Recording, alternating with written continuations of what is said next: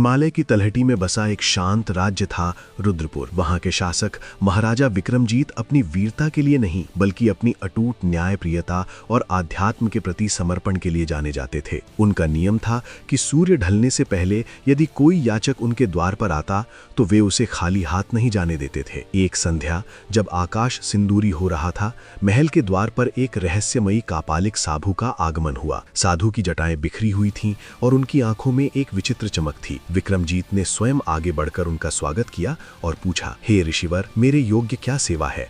आप जो भी मांगेंगे वह आपको अर्पित कर दिया जाएगा। साधु अट्टहास करते हुए बोले, राजन, वचन देना सरल है पर उसे निभाना वज्र के समान भारी होता है। मेरी भूख साधारण अन्न से नहीं मिटती, मुझे पुत्र तर्पण का भोजन चाहिए।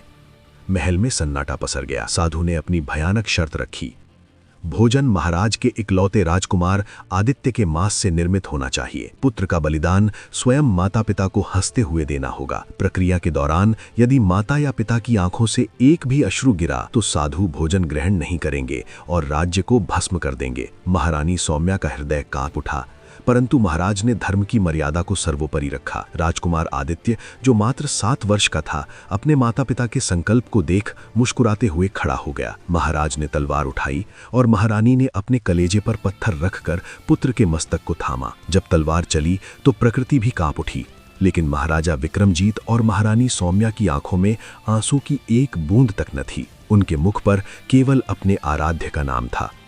मांस को विधि पूर्वक पकाया गया और साधु के सम्मुख स्वर्ण थाल में परोसा गया। साधु ने थाल की ओर देखा और फिर महाराज की ओर।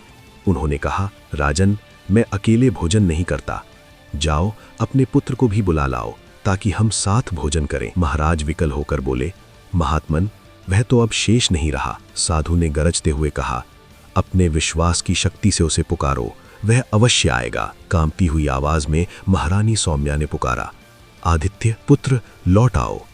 तभी महल के विशाल कपाट अपने आप खुल गए। बाहर से दिव्य प्रकाश की एक किरण आई और राजकुमार आदित्य दौड़ता हुआ अपनी माता की गोद में आकर बैठ गया। वह पूरी तरह सुरक्षित था।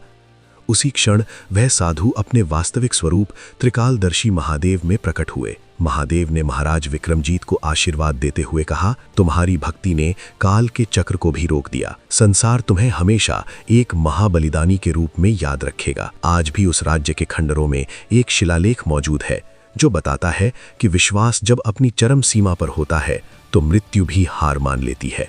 आप भी महादेव का भक्त हैं तो चैनल को सब्सक्राइब करें और आगे बढ़ाओ।